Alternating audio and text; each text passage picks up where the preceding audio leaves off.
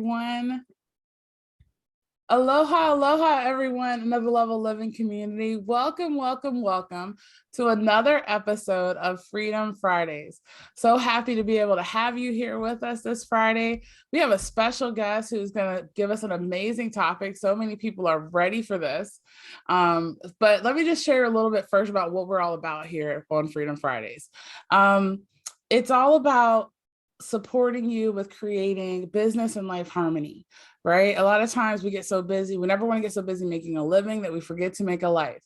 And it is possible as entrepreneurs to work smarter, not harder, create time, money, and emotional freedom so that we can stress less, strengthen our relationships, lead with more momentum, energy, and ease, being in the flow as compared to getting so busy in the doing, right? So I want to be able to share with you our special guest today. I want you to welcome Denise Belisle. Yes. Yes. And Denise, say hey to everyone real quick before I Hey everyone, real quick. Denise is a serenity expert and positive intelligence specialist, and she works with professional women in their 50s who feel like they're on a hamster wheel of the normal life. She empowers them to bring the spark back into their lives and unleash their capacity to solve their own problems, no matter how big their problems may be. Denise will work with her brave clients and design a personalized plan that will help them become more focused and in control of their life without unnecessary stress or exhaustion. So happy to have you here with us, Denise. She's going to be talking with us today about how to bring the spark back into your life. So yes, Denise, so happy that you're here. Thank you so much. It's such a pleasure to meet with you and to be here with your group.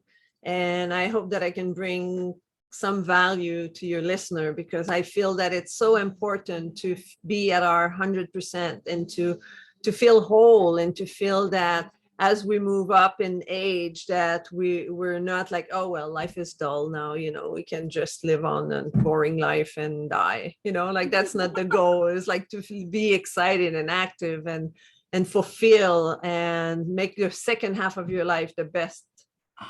I love that. What if that's so interesting that you mentioned that, because a lot of times people think, oh my gosh, we're getting older, it's all downhill from here. But what if it could just get better and better, right? Yeah. And give us permission to do that. So before we get into the topic today, I am curious and I would love to know a little bit about what led you to this work and to this topic, because it's so powerful and so needed, especially now. Oh, yeah, absolutely. Well, what led me to that is over the years, I've always been interested in wellness and health. And when I was a teenager, I vowed that I would never grow old. And I was always committed to look at ways to stay younger. What kind of product should I put in my skin to keep my skin younger? What kind of food should I be eating so that my health is strong and all of that. And so I've been researching all my life just as a curiosity for myself.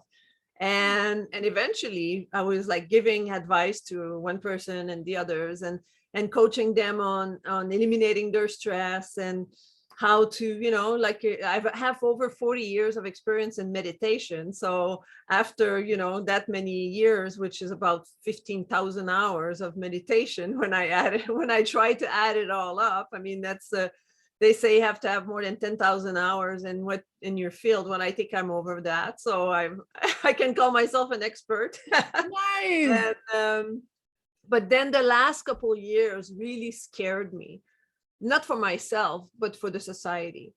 And because so many of us have lived in fear and resentment and anger, uncertainty, stress, all of that. These are all a bunch of emotion that a lot of people in our society all around the planet, we're not isolated with that. And when such negative energy is being spread all around the planet, we are all affected because we're all one. All my energy, your energy are connected. And when that energy travel, that negative energy travel around the planet, we're all negatively affected by it, and it creates like a tidal wave of emotion. So whether we like it or not, and even though I didn't play into the fear of, we're all going to die, we're doomed, but somewhat I was still affected because it's universal energy. So even more, that's why I brought the bring the spark back in your life, because we have to stop living in fear and start living in joy, and to really look at what is good in our life. And the more everybody think about what's good in their life, what's the positive things that's happening in their life, the joy they can bring to themselves and to others, this also will be surrounding the planet and will be a universal positive energy that can help spark everyone's life and get out of the doom and gloom, and go into the paradise, the shiny little energy and all that. But it's up to all of us. That's my thought. That's the way I see it. It's up to all of us to decide, because you cannot be angry and happy at the same time. So When true. you're angry, you have to say, well, I'm choosing to be angry, and take responsibilities. But we can get into that later. But we are responsible for how we feel every single day. It's not because of my boyfriend, or it's not because of the traffic, or it's not, I choose to be happy, or I choose to be angry. What do you my gosh. You are so amazing. It's so true. You're right on time. I think that was one of the reasons why, as soon as I put the announcement out about our talk today, there were so many hearts. There were so many people ready to be able to hear this, because you're right. Over the last couple of years, we've been dealing with so many emotions, and so many people feel like they have to live that way. They have to be stuck in that. And what we're talking about today is that, we can be able to overcome. We can be able to see the hope. We can be able to bring back the joy and the happiness. Yeah. One of the things I tell a lot of my students and clients is that our love can heal all things, even in the midst of darkness, even in the midst of chaos. When we come from a place of love, it radiates out, and we can choose. It's our choice. So good. And the thing that you said, like, that's one of the biggest notes that I want y'all to write down if you're taking notes. Anger and happiness cannot exist in the same space. It's your choice. So powerful. Okay, so now I'm glad that you did that. Now let's go ahead and get into this topic. Please share with us your wisdom on how we can be able to bring back the spark back in our lives. Yeah. So how do we do that? Well, we can, first of all, like I like to talk about, it's all about relationship, the way I bring it up. And the relationship, when I talk about, a lot of time when I say, oh, it's how's your relationship, people think of their spouse or their partner, or, like their love life. But the way I see it is, I see 3 levels of relationship. The first level, which is the most important, is the I, me, not the eyes, but the I. And it's, you have to have a great relationship with yourself. You have to make yourself happy. You cannot expect other people to make you happy. You have to choose to be happy. If you want something out of your life, you have to create it. You cannot wait for other people to give it to you. You have to be responsible for the way you live your life. You have to be responsible for how you move forward into your life. Every morning when you wake up, you can choose to be somebody else. You can choose to have different experiences.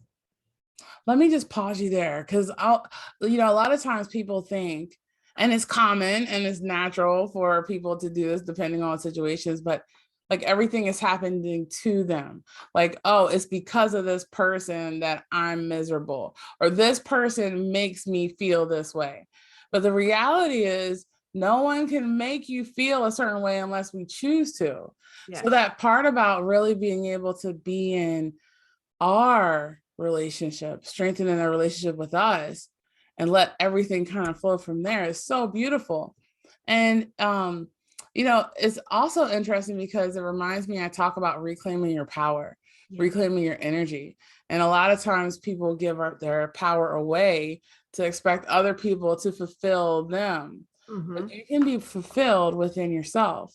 And then as you connect with other people, well, I'm sure you're going to get into the other relationships too, but I just love that you started with that one. Okay. Yeah. So the first level, as I said, is the I. So so love yourself, take care of yourself, have self-compassion for yourself. Like if you fail, if you do a mistake, if you F up, excuse my French. We all do it sometimes. We're not perfect. Like we all fuck up, like we all do things that we regret, but then don't listen to that big judgy voice in your mind that tells you you're such a loser, you will never succeed, you will not be successful in your business, you're a bad mother, you're a bad spouse, you're whatever. Don't listen to that voice. Hold yourself in your arm and say, okay, that was a mistake, and I'm going to give myself love for it, because like you would do with somebody else, if somebody else does a mistake, let's say your best friend is sick or has done something or a mistake or they get fired, you won't say, you're such a loser to get fired. Are you going to say that to your best friend? No, you won't. You say, oh, that's okay, you'll find something better, like you didn't deserve that job anyway, or whatever you will say to your best friend. So do the same to yourself. Can you hear the rain? I can close the door if it's loud. Can you hear No, anything? I can't even hear it. Okay, It's good. beautiful because it's like letting all those raindrops sink in. Love yourself. Self-care is so very powerful. Self-love. And a lot of times we neglect that. Yeah. So that's the I. The second level. Well, I got one question for you before we go to the second one. So like that part about self-care, one of the things I say is like self-care is not selfish. Self-love is not selfish. And a lot of times people feel guilty about actually taking care of themselves. So do you have any like a tip or a strategy on how they can be able to cultivate that relationship with themselves, to be able to help them be okay with that self-care? Anything you self-care is refilling your cup. And self-love. Self-care is making sure that it's like the airplane, right? They say put your oxygen mask on first before you help others. Why is that? Have you ever asked yourself why they say that? Because if you can't breathe, you can't help others. So that's what self-care is. You have to take care of yourself, because if you end up being sick, depressed, dying, you won't be able to help others. So you have to fill your cup first. You have to energize yourself, love yourself enough to take care of yourself first. Be a bit selfish. Sometimes we say, yeah, but that's selfish to have a bath when I need to wash the kitchen and the dishes and all that. No, it's not. The dishes, they won't going anywhere, unfortunately. Or you can ask someone else, delegate if you have other people in the house. Say, hey, tonight I'm going in the bathroom, have a bath with a glass of wine. You guys do the dishes. Otherwise, tomorrow there's no food because there's no dishes. Right? You got to create boundaries. You have, because too often in the I, too often we kind of taking pieces of our heart and we're giving out and we're helping others. We're doing everything for others. We're kind of breaking little parts of ourselves and giving it away. But then we end up full of holes, and eventually we'll be depleted. Well, we won't have the energy and the strength to continue on and being the leader. And that's why so many women when they have a family in their 40s, 50s, they get depression. They feel like they had up to there. They can't do it anymore. And I've known many women around that age that are just like, I just can't do it anymore. I'm exhausted. I can't go on like that. And why? Because they've just been taking little pieces of themselves and giving themselves out to everyone without refilling their cup. So that's what self-care is. You have to take care of yourself if you want to first be healthy, be happy, and live a long life. Yes. And then you can be there for others forever. If that's what you want to be, keep giving to others. But first you have to fill your cup. And that's such an important part. And I'm so glad that we highlighted that before we went on to the next one, because it's so easy for people to neglect that. And that's Mhm. actually a huge priority, especially when we have families, especially when we are working on our business, and really anything that we do. So thank you for sharing that. Okay, I'm ready for the next one. What you got? So the second level of a relationship is the we. So we. So the we is the people that are very close to you. It could be your spouse, your partner, if you're in a relationship. It could be your children, if you have children. It could even be your extended family, like your parents or your sibling, but the people that are the closest to you. And a lot of time, if you are in a partnership, well, I think the most important relationship should first be the partner, because having a great relationship with your partner, that's what will hold the family together, and that's what will keep you, with the extended family too, right?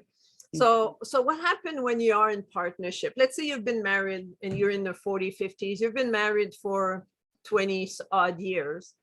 And what happened after 20 years? The habit sets in. We are set into our habits. We're not taking care of ourselves as much. We don't shave. Everywhere you can think of shaving, men's in the face, women some other places, like it to be, to be sexy or to be attractive. We don't wear the clothes we used to wear when we go dating. We go to a restaurant, we wear our sweats and our sweater and a bun, and we go to a restaurant. Remember your first date. Remember the first time, you when you first got married and you would go out with your spouse or your partner, and how would you take care of yourself first? You would make yourself pretty. You would make, nice hair, perfume here and there, and you would, wear nice clothes and be excited and be elated to go, and like, oh my goodness, we're going for dinner with my love and I'm so excited. You would hold hands at the table and look at each other in the eyes. And where did that go? Where did that go? Why has that diminished and extinguished? Where did That's a that good go? question. Like that part about habits, that part about comfort, that part about routine, and not having the spark, reconnecting the spark, Yeah. or yeah. So how do we change that? How do we fix that? Because there's a lot of definitely a lot of relationships that fallen into that. Yeah, and that's where usually, as I was mentioning earlier, depression, divorce, that all come together, right? Like I've known a woman, she was around her 40s. She started to down the road of, the rabbit hole of depression and wanting to divorce. She stayed with her partner because she had 2 kids, and she waited for them to be, adult and whatever. And I think it's a mistake, but it's up to every individual, because then the kids might be unhappy in her, unhappy relationship. But that was her choice. And then as soon as the kids reach 18, then she asked for divorce, and then she moved on. But so what can you do to change that? My first way of thinking is, what did you like when you were young lovers, or when you started the relationship? What are the things that you guys used to do that was exciting and fun, and why? And then make a list, and then list of which one you miss the most, right? Let's say you miss dressing up and going for dinner, even if it's for McDonald's dinner. Because a dress up dinner let's say you don't have money, right? But a dress up dinner at a junk food place, it's fun, because then you pretend and you're in love. It's the company, it's the energy between the two people. It doesn't matter where you go. You could do a picnic, right? But that excitement, that energy. And why did it go away? Is because we fall into the habit. We're more focused now when you're with someone, especially the last 2 years, when face to face with the person 24/7, because we've been locked down for a year and then a bit freer afterwards, depending on where you live. And when you're face to face with that person, you're like, oh my God. I can't take it anymore. Because what happened is that now we start focusing on the negative. We see little things that we don't like. And then you focus on that. And what your attention goes, that's what you get most of. Energy flows where attention goes. So the more you put your energy on the things you dislike into that person, the more thing you dislike you will see. Ah, that's so good. So Wow. when you're in a relationship, if you try to remember the things that were exciting you, the things that you like, because we know, you and I, we know we can't change people, which means that the things that you like are still there. They didn't go away. They didn't change into bad things. We just decided to focus on the things we don't like. Mm-hmm.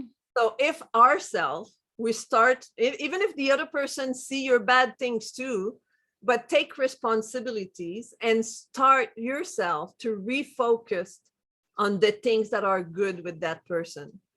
Be grateful for you pick up the dishes and make the dishes while you're having a bath. Thank you so much. I so appreciate you for doing that. Yeah, show appreciation, show kindness. And then the more you do that, the person, imagine, put yourself in the other shoes now, right? Let's say you go home, you always do dinner, your husband, for example, typical situation, but the husband come home and he ate the dinner you made and you just ate and blah, blah, blah, and then go on TV and watch TV and all that, right? Typical stereotype scenario. But what if the husband come home from work, sat out for dinner, start eating, say, oh, honey, this is so delicious. I'm so grateful you made that dinner for me. How would you react? You'll be like, holy moly, what have you done with my husband? Right? You'll be happy, but it's like, where did that come from? What have you done wrong? Right? But if you are the one doing that to the other, is that, you know what? I just want to bring back some spark in our life. And I just want to show you how much I appreciate you. And I want to focus on the things that I love about you. And the other person will be taken back. Whoa, this is awesome. And what would happen? Well, in theory, they should reciprocate by themselves without you saying, what do you like about me? It's not about, it's unconditionally giving to the others with what you want the relationship to be. And you know what, if it doesn't reciprocate and if it doesn't come back, maybe you were right to wanting a divorce, but but it's just, no, you gotta give your all. You have to do everything you can to be kind and to be loving and to be appreciative for what you have in your life. And if you hit a wall, well, then there's a wall there. But don't do that on the first try. Give it some try, because when you're set up in habits, it's like big groove on the highway where it's really hard to change lane, but it will take a few times for you to be able to change track. But once you're on the other track and you're both on the other track, life will be so much more beautiful. That's so good. I know that there was a lot of people that definitely needed to hear that, because that part about routine, that part's about habit, everything is on an all-time high right now. Suicide rate, murder rate, divorce rate, all of these different things. And all of it is a lot of miscommunication. Yeah. Right. And focusing on the negative. And focusing on the negative. And what I also like too is that, you can always go back to that first part. That first level. Okay. So focus on, me. Like a lot of times people will easily focus on the negative and drill down there. But then what can you focus on? Like the part of we talked about, what we focus on grows, what we focus on expands. And one of the things I like to do, although I don't do it as often as I should, Denise, I'll work on this, is actually write a gratitude list each day. So everyone who's listening, the number one way that you can be able to raise your energy and vibration, write a gratitude list of what you're grateful for. Not only what you're grateful for, but why. And recognizing that the biggest thing that you can have is your presence power, especially with yourself, especially with your families and your business. Just have peace on all sides and be in the present. Be intentional and unconditional love versus that conditional love. I love you until you don't do the dishes or something. Exactly. So good. I can't wait to hear what this Well, number three that's, is. it's my saying, right? It's all good. It's all good. Oh, yes, it is. Because you have And to live in the look at present. mine. Keep calm Yeah, and live keep aloha, calm and aloha. regardless of what's Because going if on. you live in the past, if you live in the things that somebody has done to you, or you're upset about something your spouse or your partner did last week, a year ago, or 5 years ago, and you keep carrying that onto your shoulders, you're only going to drag yourself down. Because every time you carry another burden, every time you carry another negative thought, every time you move forward without forgiving the past, without letting go of things, you drag yourself down. You get more depressed. You can't, you're eliminate, like, happiness is there, and every time you drag something, like whoop, whoop, whoop, whoop, you create a gap between your full joy and happiness. And I like to think of it like a fence, right? Like these offenses that happen. It's like it pills up each of a pillar, and all of a sudden, then that's where the wall is. It's kind of created that separation. And so now we got to take it down, because it leads to resentment, bitterness. All of that takes our health down too. You got to cleanse your brain in order to eliminate these things. And we'll talk about that later. Yeah. How to clean your brain. So, so tell us, what's number three? I can't wait to hear number about three. Well, so 1 is I, 2 is we, and that you can apply the same thing with your children. Be more positive with your children, be more supportive.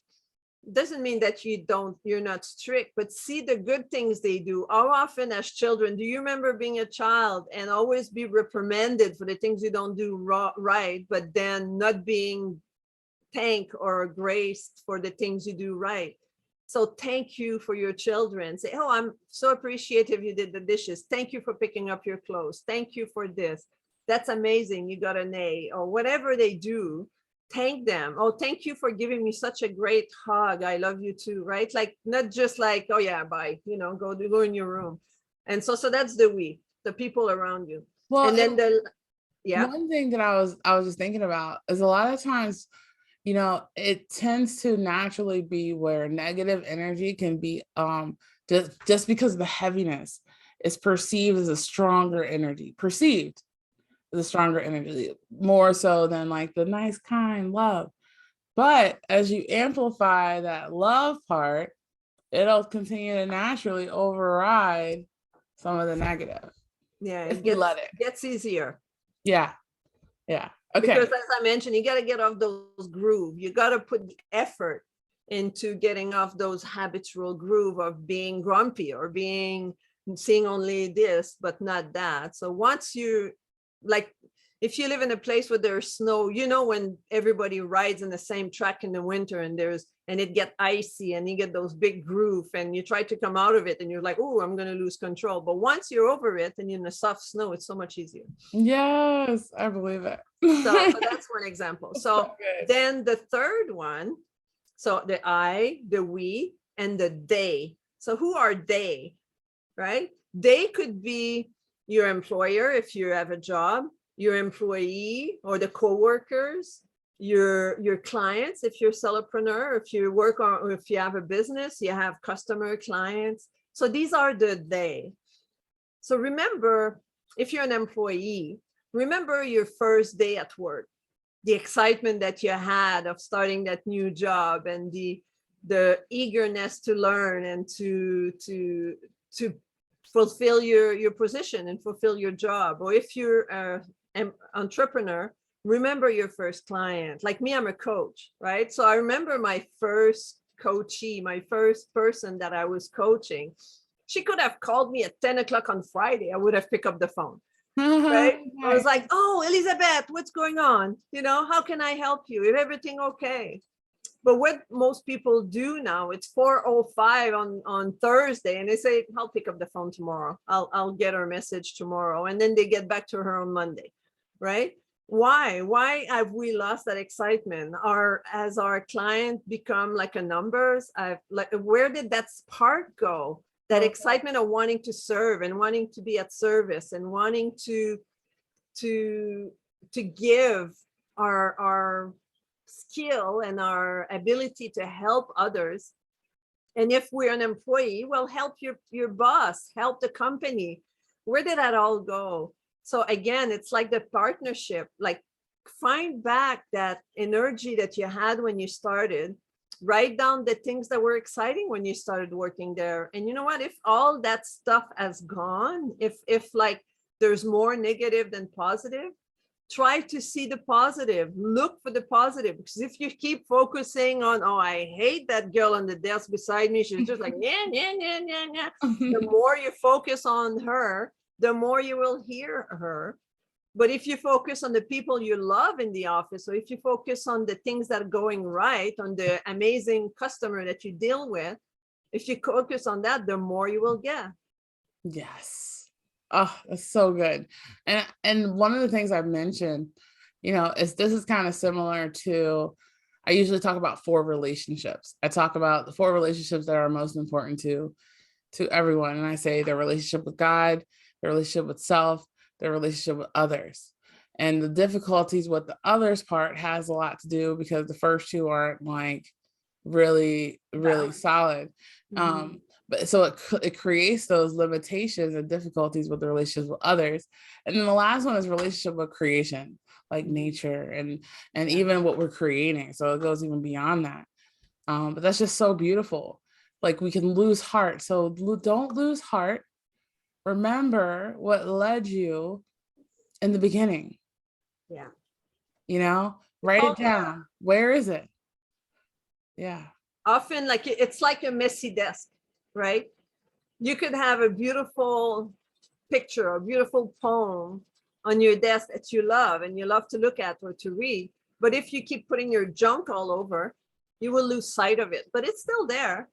Remember like a closet, and you have your favorite outfit, but then you just keep putting other stuff there and push it in the back. But when you do your closet cleaning and then you pull stuff out and you look at it, it's like, oh, here's that outfit that I loved so much. And now it feels like it's new. It feels like, ooh, I'm going to wear it again. It's like you want a prize. So that's the same thing with your action that you used to do that were great, that you were excited about, and you were, like striving to do more, and you wanted more in all area of your life. They are there. It's just that you pile them up with junk. So eliminate the junk, do a cleanup, and then they will come back. And if that, let's say, that outfit, you don't like it anymore, well, give it away, and then, get rid of it. It takes space in your closet that you don't need. Oh, that's so good. I want everyone who's listening to drop in the comments, what is your biggest takeaways from the conversation that we had? You heard it here. Which relationship spoke to you the most? The me or the I, the we or the they, and why? And Denise, how can they be able to get some or stay connected to you? Like, how can they be able to find out more information about you? Yeah, well, I my email and my name is my website is my name. So Denise at denisebelisle.com. And we will share that in the comment of the show. And also I have a gift for your listeners. Tell us about the gift. And I kind of brought it up a little bit earlier, and it's about, you have to clean your brain. You have to get rid of all that toxins and those junk, that you have in your desk. You have them in your brain too. So I have a little back pocket book that gives you instruction on how to detox your brain, because it's called Spring Cleaning for Your Brain. Because come spring, I gave it that name because spring came here in Vancouver. We usually have an early spring where the weather turns and all that. But then I look at my patio, and it was like still the old little leaves and branches and dead flowers from the previous year that I didn't clean up over the winter. So I spent an afternoon just removing all the junk and cleaning it up and sweeping. And then I felt like so at ease and relaxed, and like, oh, that looks so good. I just sat there and I looked around. I was like, wow, that feels great, to feel that cleanness. And I heard also a couple of ladies right around the same time that say, oh, we're on a 3-week detox cleanse, right? And often come spring, we try to wear our summer clothes. I was like, oops, a bit tight. So why don't we do a cleanse, like a 3 weeks cleanse to eliminate a few pounds so that, we can fit in those outfits. But how often are we thinking of doing a brain cleanse, like removing all the things that are not necessary for us, like the resentment, the angers, the bitterness, the old story that like your partner, your husband, your friends upset you like 3-4 weeks ago, a month ago, a year ago, and you're still carrying that on your shoulder. Pack it up and let it go. Let it go. Like, Let there's it a way go. to Let just flow. release it to the universe, and just let it go, because it doesn't serve you. And if you haven't heard that, I'm going to say it today. It's like every time you have a bitter feeling or a bitter thought towards someone, it's like taking a poison pill and hoping that they get sick. Because So they good. don't know, they don't care, they don't give a damn about, like they moved on most likely. But we're carrying that pain and that anger inside of us. And every time we go back there, I have a girlfriend, she said, "You're so good with analogy." It's every time you have those negative thoughts, imagine that you have your hand on a hot plate on the stove. And normally, if you're sound of mind, you touch and you say, "How that hurts," and you take it off, right? Because like you don't want to have your hand on a hot plate. But when you're bringing back those stories and reliving those stories and revisiting, "Oh, I should have done that. Oh, that bastard, he should have done that. Or why did he do that? And I should not have said that." It's like you have your hand there and you leave it there. And it's like you hear the sizzling, like shh. When you leave your hand there because you want to stay in the suffering, you want to stay, and the longer you stay there, and if it's been a year, 5 years, 10 years, when you take it out, it will take a bit longer to heal, but it can heal. The sooner you take your hand off, the faster you will recuperate and you'll heal from that event, and you'll stop taking that poison pill. You have to detox your brain in order to heal that event or thought or patterns or things that happen to you. But it's possible. The brain has plasticity. Elasticity. The brain can change, right? The brain can change. The brain can heal, and the brain can forget about these events and makes you go to the other side where it's more positive and forgiving and loving and caring. And again, it starts with the I. It starts with you. So the question is, it was interesting. It made me think as you were talking about that, there's a scripture that says, do you want to get well? Do you want to do better? So a lot of times we can be able to stay in this victim mindset and have all of those toxicities continuing to fester, or do we want to be able to give ourselves that fresh start so we can be victorious and have that victorious mindset? It starts with detoxing. It starts with cleaning. Oh, Denise, this was such a good conversation. Well, thank you so much for being here on our show, Freedom Fridays. Make sure, again, if we'll put the links to her website and the comments in the chat. Let us know what your biggest takeaways was from today. And thanks everyone for tuning in for another episode of Freedom Fridays. We look forward to seeing you soon. Peace. Thank you. Have a wonderful weekend. Thanks.